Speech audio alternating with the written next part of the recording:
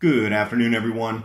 U.S. government's 20 different seed banks preserving genetic diversity. Did anybody experience the record cold and freeze in the southeast U.S. on Halloween? Australia back to 1899 doesn't look like it's warming. Global weather losses as a percent of GDP declining. New billboard, it's not you, it's not CO2, it's the sun. And water spouts and golden glows of sunset. And with talk of trade wars and the Fed lowering rates, talks of stock markets crashing across the global economy, contractions everywhere you look, isn't it time to consider gold or silver? Patriot Gold Group is Consumer Affairs top-rated gold and silver IRA dealer. At Patriot, you work directly with an owner and avoid paying absurd broker fees. Call today to request a free investment kit below. Mention ADAPT 2030 and get a free 1-ounce silver coin just for answering a 3-minute survey. Call 1-800-778-4156 for more information or click the link in the description box below. Patriot Gold Group, free gold and silver IRA investment guides.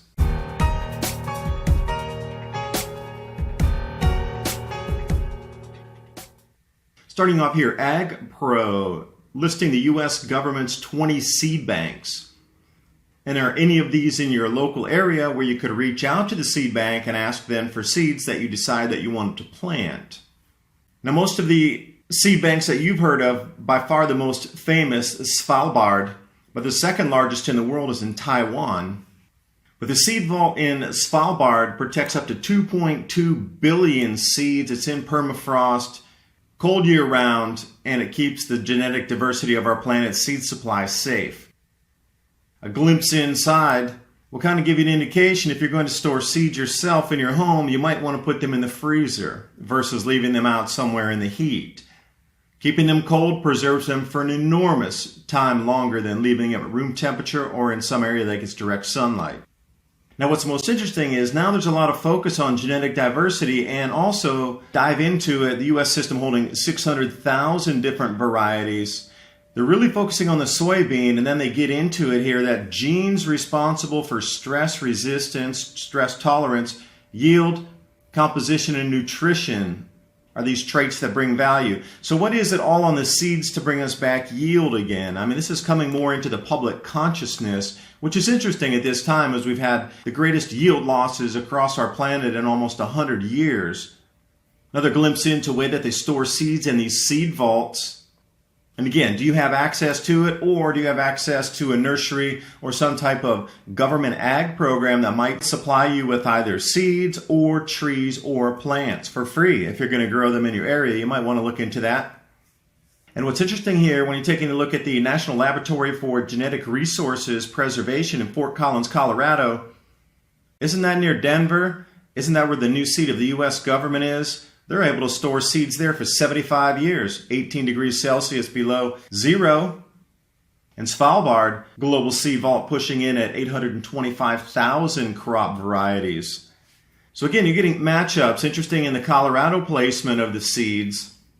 But do you or I have access to it? And see, this is where you need to start splitting the hair.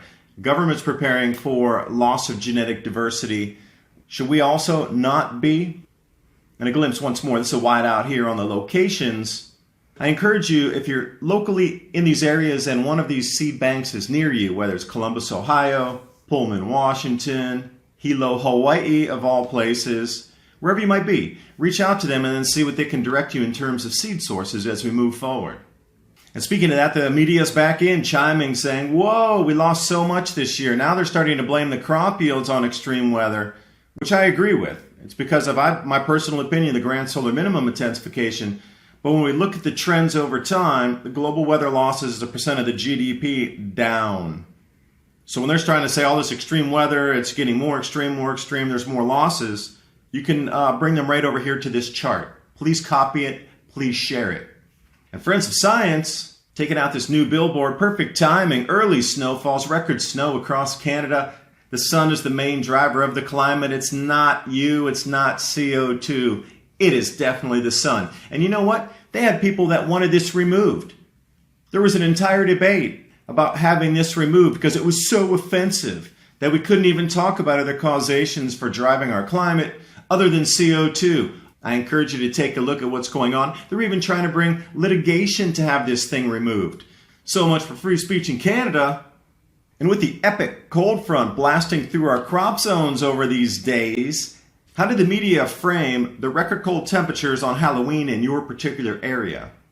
Because what you see with that purple is so far out of bounds, it's about 25 degrees Fahrenheit below the normal temperatures. And as this is still continuing to sweep east, how's the media referencing this and framing it? They are so lucky they're in November, where they don't have to talk about early October blizzards anymore.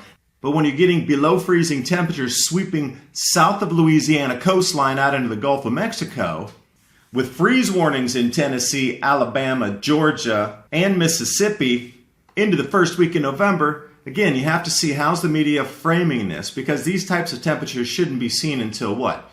February?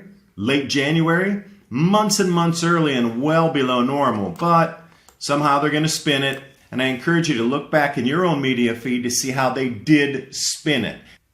And also with Australia and New Zealand still well below normal temperatures and unusual snows happening. 25 locations in Australia, daily temperature going back to 1890. And they have over 1.3 million temperature data points in this set. Now, do you think it is runaway, skyrocketing, global warming in Australia since 1876? And I want to leave you with a little beauty here. Water spouts in the golden sunset off the coast of Italy. Those three coupled together like that, unusual vortices in our atmosphere.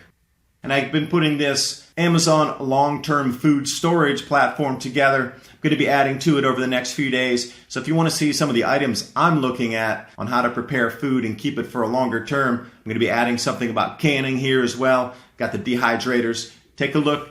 Christmas time's coming up. It'd be a great gift for friends and family. Thanks for watching. Hope you got something out of the video, and I will see you next time.